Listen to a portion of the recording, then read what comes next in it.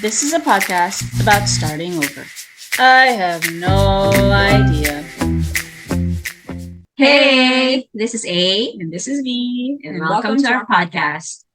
So tonight, we are going to be joined by Miss Michelle Aventahado, and she is the Executive Director of Best Buddies Philippines, which is a non-profit organization that aims to set up volunteers around the world to create opportunities for one-on-one friendships, integrated employment, inclusive living, and leadership development for people with intellectual and developmental disabilities. She also has a blog called Mama in Manila, where she talks about her life living here in Manila and her adventures with her daughter Jelly. Yeah, and so we're going to be talking about, or she's going to be sharing what it was like starting over as a parent with a child with special needs. Yeah, so what it was like, what it made her feel, and all that. Hi, Hi, Michelle. Michelle. Hi, A and V. Hello, how are you? I'm okay. I've been busy today. How about you, ladies? Oh, busy too. Busy also. We have a busy. lot of Zoom meetings as Yes, well. a lot of interviews. Interviews. That's good. That's good. So today's your day for recording. Yes. This is the day for recording. Fantastic. So how is everything? How are the kids? How's life? Life is good. The kids are approaching summer. Jelly is off from school already. So keeping everyone busy as well as maintaining all of the different things that I need to do. Right? 'Cause now everybody's home. Yeah. But it's good. Best Buddies we have a lot of projects lined up. So we're very busy. We're doing fundraisers, of course, activities now that lots of the restrictions have lifted. We're happy to be doing face-to-face and hosting face-to-face events.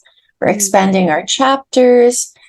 Kids are all healthy. So Gia is just finished her first year of med school. Miguel Wow. is in his third year at CSB. Diego just graduated high school, and Jelly's entering grade 6. So everyone's healthy, no complaints. Nino's doing well. Yeah, so I can tell you guys. Thank you. Thank you. It is. It's amazing when everybody's healthy and happy. And, now that the summer is in full swing, we're still enjoying each other. Correct. We're not sick of each other yet. Like during the pandemic. Well, it was really difficult. We stay in a condo. So because Jelly was under 18 and so was Diego, they couldn't go out, right? Anyone under 18 or over a certain age as well, right? Yes. Seniors and children could not even go down to the common areas. So even going down to the pool or the jungle gym or the park that's, all within the complex was off limits. I think it was challenging for most people. I don't know anyone that didn't, take stock. Yeah, we took stock of what was important. We may have reprioritized some different things. I think that the hardest thing for us as a family was just not being able to go out, get the sun, feel the grass under our feet, get fresh air. But even through that, we were able to rise to so many different challenges. I was able to launch a cooking show during the pandemic, everybody in their own kitchens.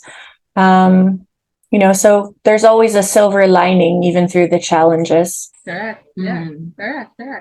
I think it was a little after the pandemic when we decided we were thinking of starting this podcast. We kind of, because I don't know if you can say we went through the same thing. It was similar. We went through kind of the same thing, So right now we're starting over.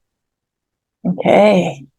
That's why we decided on starting this podcast. And we've been trying and doing things that we never thought we'd ever do before. Ever. Ever. Exciting, no? Yeah, isn't that exciting?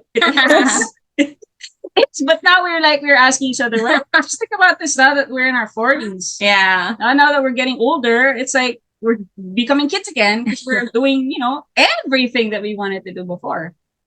Well, I think that's part of also just realizing that we can still be kids at heart and still have that desire to learn no matter how old we are. Correct. and know that we don't have to get stuck. We don't have to. Exactly. Starting over is good. Starting over is a Yes. wonderful opportunity because you've learned all these things beforehand to bring you to where you are now. And now you can do things differently. Yeah. Exactly. Correct. Because you learn from everything that you've done and you can do things better. Mm-hmm. Yeah. So Yeah, so even anyways. starting over. So Go anyway, ahead. sorry, Michelle, sorry to interrupt. Were you saying something? Yeah, so I was even going to say, much like I know you guys asked me because, you wanted to hear a little bit about what it was like to start over when I was gifted with a child, when I was blessed with a child with Down syndrome after having 3 typical children come before her. And then Jelly joining our family 6 years later than the youngest. It very much was starting from scratch. Right. Yeah. So having 3 typical kids who were all 3 years apart.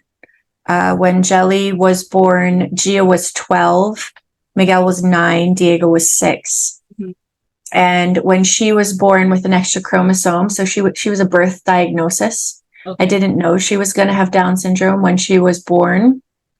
I suspected that she might have duodenal atresia because of the double bubble that they saw while she was in utero.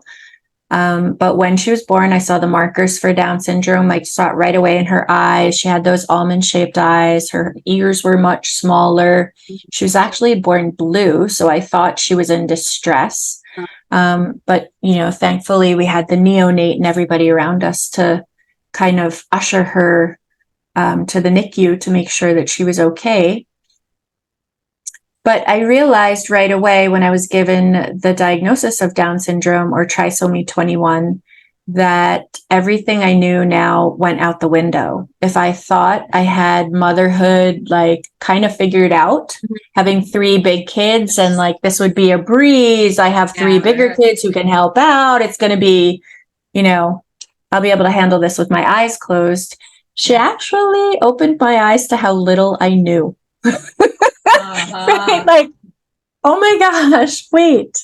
I have to reevaluate everything that I thought I knew and now come at it with a completely different set of eyes. If she was born with an extra chromosome, I realized very early on that I had to take each day as it came. Yeah.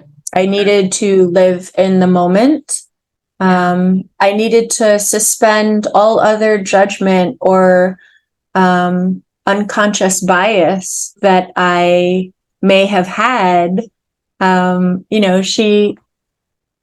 She shifted my perspective in a way that having a typical child could never have done.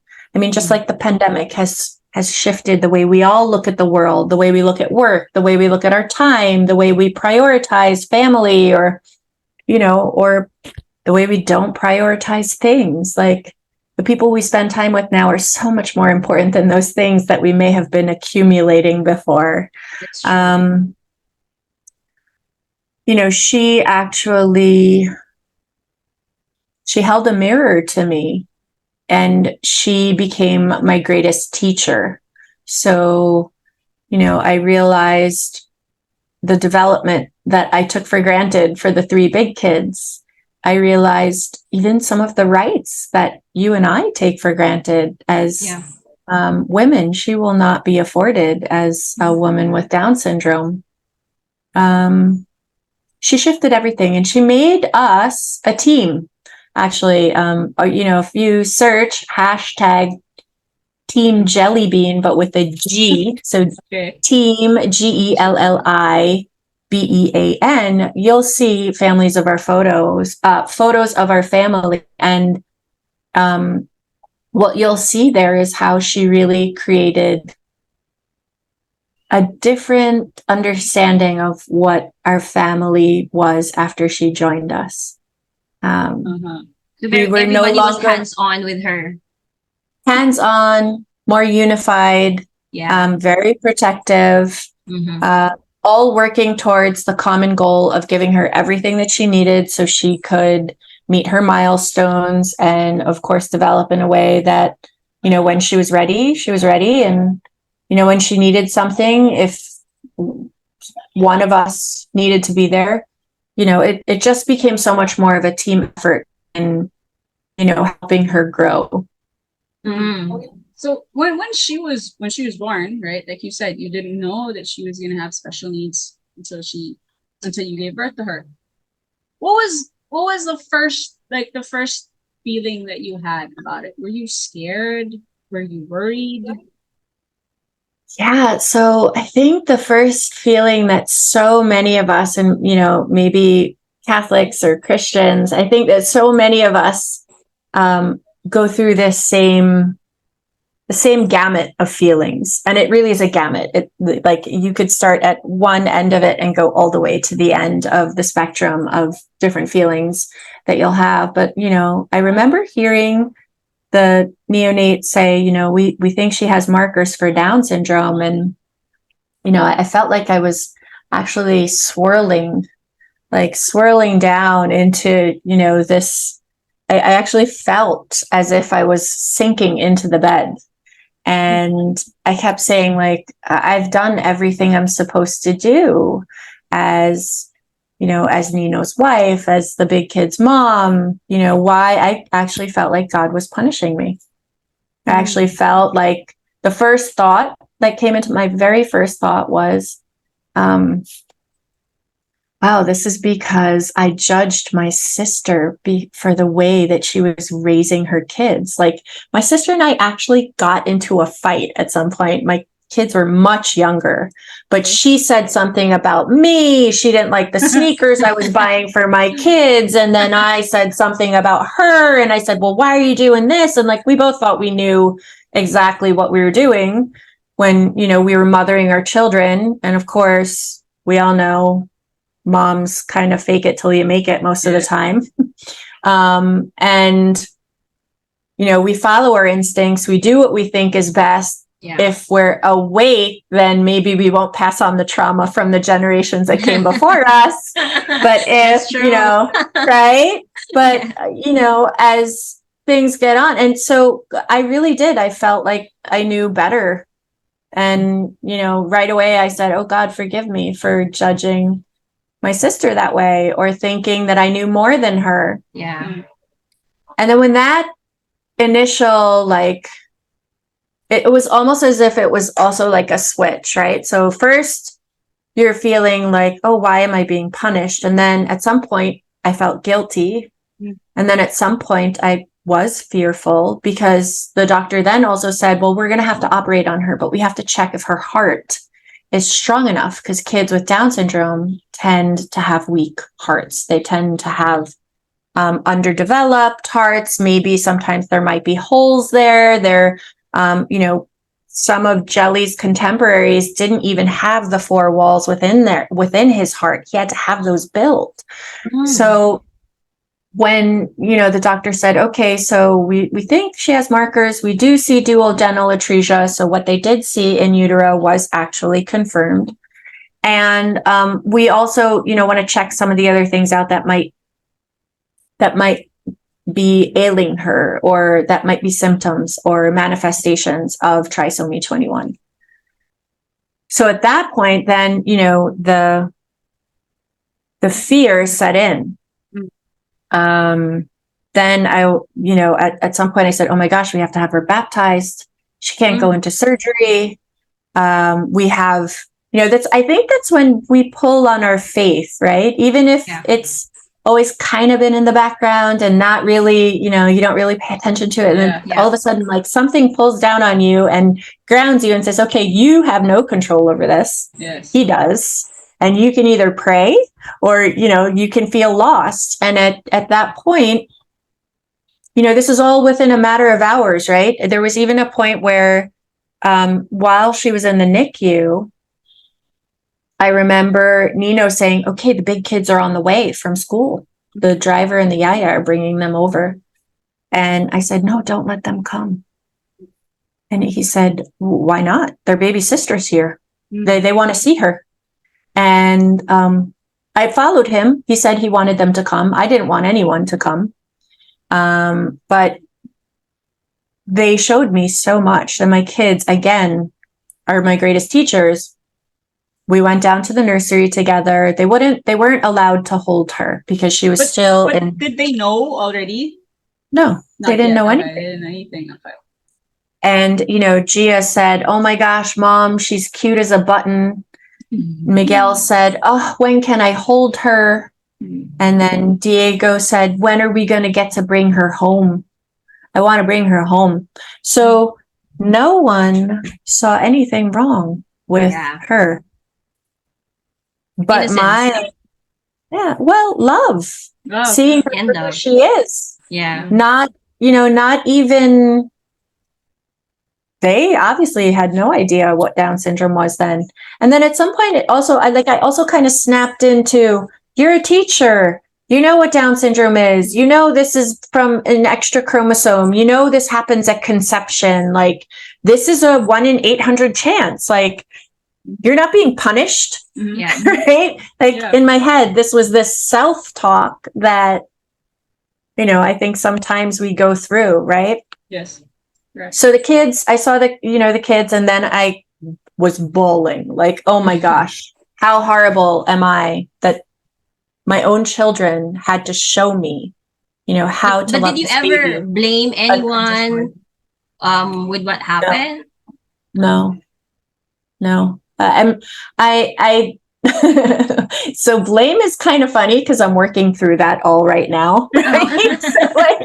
So, of course, there are many cultures where placing blame is really like a big thing. Yeah. But at that point, when it came to my kids, I could blame no one but myself. Like, I actually went through all of these different things in my head. Like, could I have done something differently? And of course, I knew that I could not. I'm an educator. I know what Down syndrome is. I know what autism is. I know, what disability is.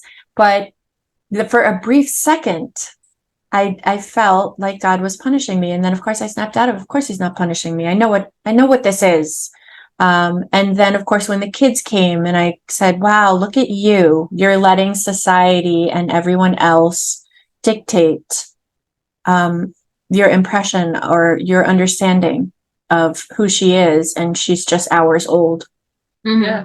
So I'll condense because I know I could talk about probably those first 3 or 4 days for hours. But what I will say is when the doctor finally confirmed her heart was good enough, she needed to go into surgery in less than 24 hours. So if she was born, she went into surgery less than 18 hours later. Because they took all the tests and they said her heart is okay. She's going to go in. They're going to fix the duodenal atresia. And at that point, then I came to my knees. And that's when I realized, okay, that's when I started also, even before that, looking for who's gonna bless this baby, who's gonna baptize this baby before she goes into surgery. And I said to Nino, and I had a quiet conversation with God, but I said, just let me love her. Don't take her from me before I can love her, because I will do right. So if in those first few hours, I felt like I didn't want a baby with Down syndrome, the moment I knew she was going into surgery and she was less than 24 hours old, then I snapped out of it and was like, oh my gosh, I'm so sorry, Lord. I will do better. Just give me the chance to do better. Yeah. And I promised him that a sad tear would never touch her body, that I would never cry tears of sadness over Down syndrome. So with that, the 7 hours that we had to wait for her to come back out of the operating room, they were torture. But she came out. The surgeon was giddy. The surgeon said, it was like a web. Like, he even made this sign with his hands. Yeah. Oh, it was so easy. We were able to do this. I'm not even sure if it was 7 hours. It might have been less, but it felt like days because it felt like days because I was waiting there. And from that moment on, I did my best to always be present. There were times where I may have worried, and the worry came from fear of the unknown, lack of knowledge or ignorance, and not knowing, just like how joyful having a child with Down syndrome could be, and how much, how different it is now for a child with Down syndrome than it was, before. I do have a funny story about your sister, right? Right. So, did she ever tell you this story? I don't think so. Okay. So when we met, we were at a friend's restaurant opening. So like they not refurbished, but they remodeled they remodeled the restaurant, they closed it for a little while, they remodeled, and then they opened it again. So I was there with my family because Banji and I were co-parents. And my eldest and her daughter went to school together. So we had become very friendly. And she said, "Oh, I'm having the opening." I said, "Oh, I'll come." And by that time, I was blogging. I looked at this as, I'm celebrating my friend's newly opened restaurant again. And then she had her Rotary friends who were at another table. And I came in and I was holding Jelly. Jelly must have been old enough to eat on her own, because I remember putting her in a high chair and like holding her baon that I packed for her, because I made all of her food from scratch. And your sister came over to me and grabbed my arm and said, "I have to know you." I was like, I actually wrote about this on the blog. Okay. And does she know about this? Does she know? Yes, I've told her. Yeah. And I've told this story many times because she said, "I also work with a foundation. I've never seen a mom like you. You came in, you're carrying your daughter. You're so proud." And I'm like, "Of course I'm proud. What do you mean? She's my daughter." Right. And no, but I've worked with other moms and I've never met a mom like you. I want to know who you are. And then she introduced herself and I said, "Okay, I'm Michelle." And then in my head, I was thinking, like, this is really weird. Yeah. And I love that we're such good friends now because I love telling the story. So, we enjoyed the launch. Everybody, of course, ate. I was feeding Jelly. She wasn't running around yet. So this was definitely before she was 2. She was in the stroller. And then I went home. I put all the kids to bed, when it was time for bed. And then I was sitting on the sofa and Nino and I were watching TV and I was nursing Jelly. So maybe she was like around a year old. I remember her little pigtails, how I fixed her. And then I sat there for a second and I digested what she had told me. And I started crying again. And Nino looked at me, he's like, "Oh no, you're crying na naman." "What are you crying about?" And I said, "Oh my gosh, I know what that woman was saying." And then he said, "What do you mean? What are you talking about?" And he said, and I explained to him, I told him the conversation. Then I said, "She's met so many parents that were so ashamed of their children that she's never seen, even if she's worked with a foundation and worked with parents and worked with different kids and done all of these different things, that means all of those parents are ashamed of having a child with a disability." I remember she'd tell me this when she would after she'd come from like an event for Best Buddies. She'd always tell me, "I don't understand some of these parents. Like some of them, it's like they're ashamed. They don't really bring their kids. They don't really show their kids off. They don't talk about their kids." It was like, I don't know. I told her, I don't know what it's like, right? So maybe people have different reactions to it. Maybe they're not ready, or maybe they don't understand it. So they don't know how they're going to react to it, And she was like, "Yeah, but these are kids, and all of them are so talented, they're nice, they're bubbly, you know. And I see videos, I watch videos of the dances you have, Yeah. and it's funny to watch. It's like they're on their own world, and Yes. it's like you're thinking, I want to be a part of that. I mean, it's like nothing bothers them, you know. And like you said, right, about you were, I think you said something like, how could I dictate how society accepts you, or something like that. And I think about that all the time, that how from the moment they're born, it's like, okay, you're like this You're is judged. it, yeah, you're judged, this is okay. I've had friends who tell me that people come up to them and actually tell them that, you know, this is your fault, you know, this is your fault why your kid's like this. Yeah, I have friends who come up to me and tell me about it, you know. And for me, it's like, I don't know if it's easy to do, okay, but I always tell them, maybe try not to listen to that, because they don't know Yeah. what it's like, they don't understand Yeah. it. You're the one Yeah. there, you know. And like you said, maybe this is, well, if we're speaking of like religion, maybe this is probably, for me, I think about it as God's way of saying that this is a gift that I give you, because I know that you're strong enough to handle it. You're, like Tina said, you're like a super mom. She always tells me this. You're like a super mom, you know, super woman, because you juggle so many things. And it's like nothing affects you. Oh, for sure. I get affected. I think when we think of, um, I think society itself can be really harsh, especially on moms, especially on women, especially with placing blame. I think if it's anything that I have firmly believed for many years is, um, be kind, because you don't know what kind of battle someone's fighting on their own. You don't know it.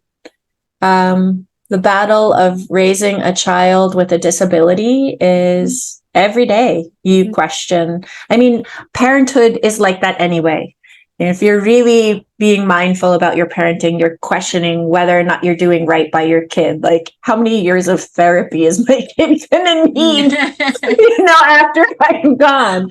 But Yep. I mean, you take that a step further, and you can even go down a rabbit hole of worries and lists of things to address when you have a child with a disability. I mean, the mere fact that there's a very real possibility that she will outlive me is, and then that I have to worry about that, because your kids are supposed to outlive you, right? Yeah. Kids with disabilities, you worry about what's going to happen to them when you're gone. But I digress, because I think kids with disabilities also, we have this gift. You were saying, you have a gift.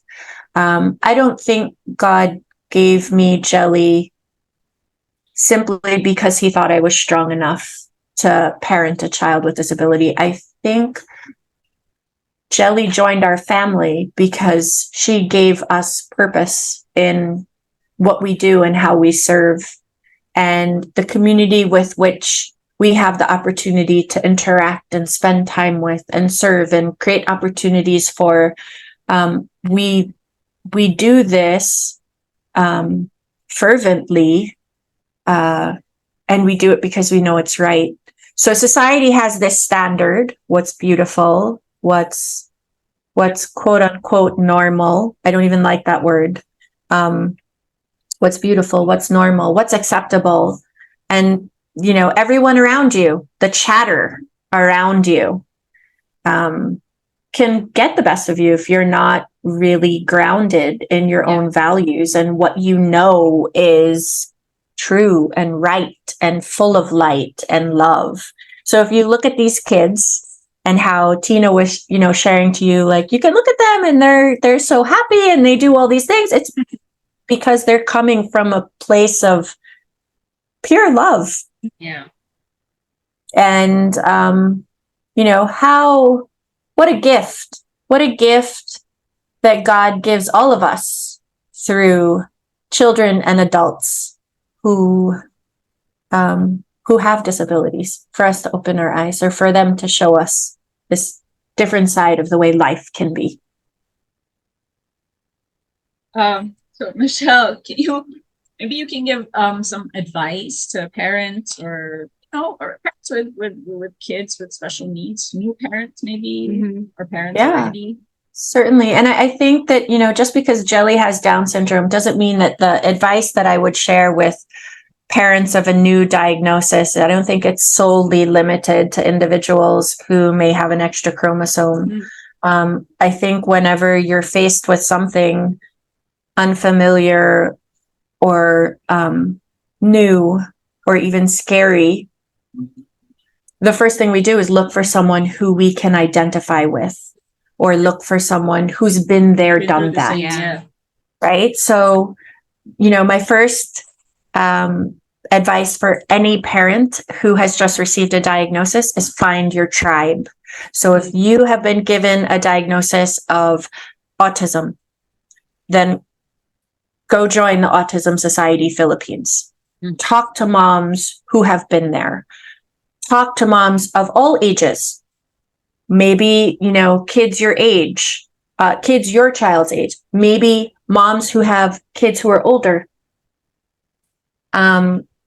If you're faced with a diagnosis of trisomy 21, contact the Down Syndrome Association of the Philippines.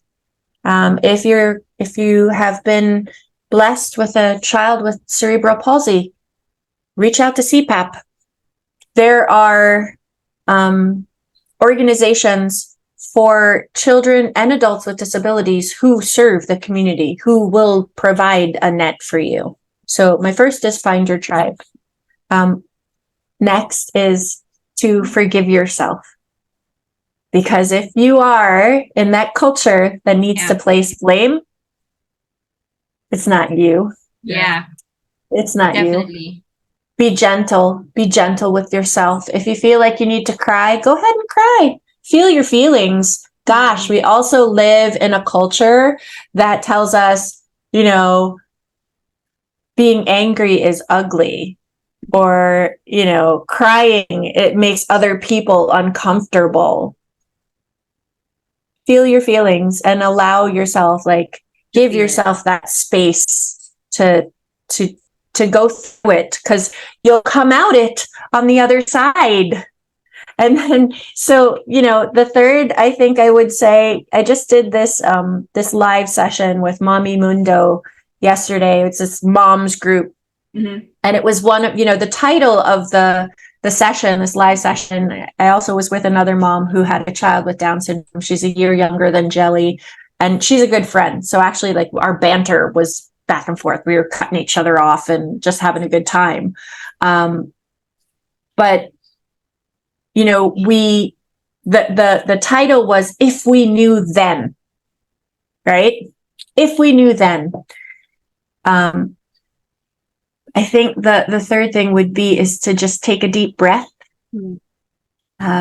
exhale, and find your footing. If that means finding it in Jesus, finding it in your family, finding it in, bringing your kid out into nature, or, whatever connects you to God, your God, whoever that is. Find that and ground yourself in it. Yes. So I think those are my three things. Find your tribe, give yourself space, and ground yourself in what you know is true and good and light. Very nice. Very nice. Yeah. It was a beautiful story. Beautiful story. I wish we had more time. Maybe we can have a second part. Yeah. Sure. Yeah, we can have a second part. Thanks for having me. Thank you so much. Thank you so much, Michelle. Thank you so much. Thank you. That was a beautiful story. Very. Yeah. It was well, I guess what did you feel? What did it make you feel? Being a mom, being judged by how you raise your child, parang ano?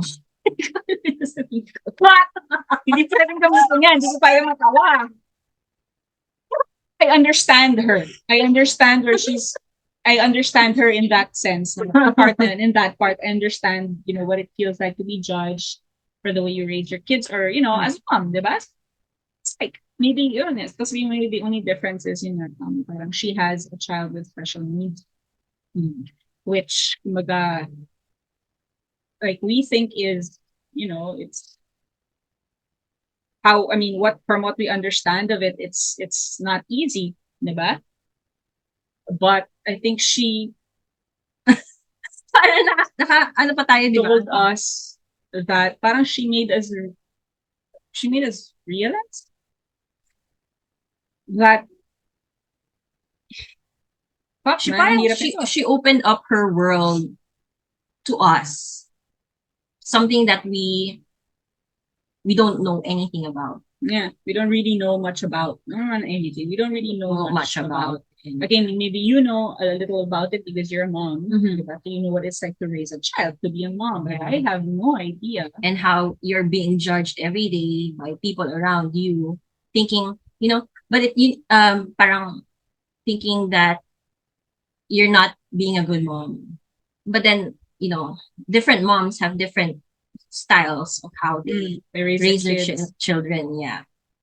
Yeah, and how they are as moms. Yeah. And her story was just, it was, I mean, from the beginning, you can see, like, you remember her story about my sister. And my sister said that she was always very proud of her daughter. Yeah. And all that. And I think it's something that should inspire moms. I mean, not just moms of children with special needs, but all mothers in general, right? And to no matter what, I think it's very important that you show your kid that you're proud of them and that you are proud of them, right? Yeah. And I think it's also one thing that we talk about in our podcast with regard to starting over. It's important that you surround yourself with people who have gone through the same thing you have. Just like what she said, find your tribe. Yeah. Unfortunately, this is my tribe. No, but joking aside, it really helps, diba? When you surround yourself with people who know what you're going through with anything. And I think going through with you. Yeah, you can go through it together. Yeah. Right? And it makes you remember and realize that you're not alone on this journey, whatever it is. And that you'll make it. You'll be okay. Yeah. I think ups and downs. It comes with ups and downs, but you learn from it. Yeah. And I think from all of the interviews we've had so far, everybody's always, most of their advice is that you will get through it. You just have to continue moving forward, accepting it and learning from it. Yeah. So if anybody is interested in volunteering, right, for Best Buddies Philippines, head on over to their website. We're going to be right there. And of course, her blog. Yeah. Diba? Check out her blog. A lot of very interesting stories about her adventures living in the Philippines. Yeah. And recipes, yogas. Yeah. And that's it. Thank you so much for listening. And we hope that, again, you enjoyed it and that you learned something from us and Michelle tonight. So if you have any questions or ideas or topics that you'd like us to talk about in our future episodes, please send it over at noidea.2023@gmail.com. Yeah, and follow us on YouTube, subscribe, and like, and Spotify as well. So thank you for joining us once again. Let's start. Let's start over. Bye-bye.